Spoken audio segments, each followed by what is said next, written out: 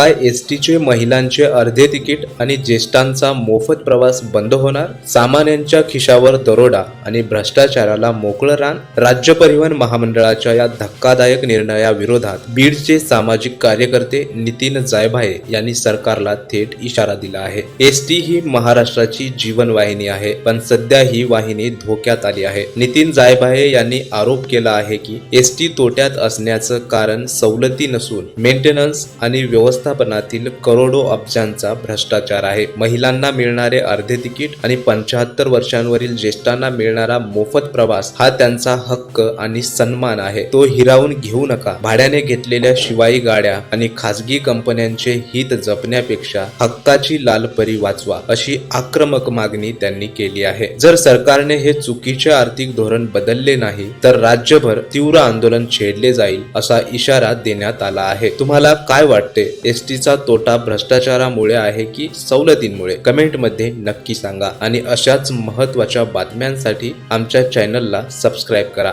धन्यवाद.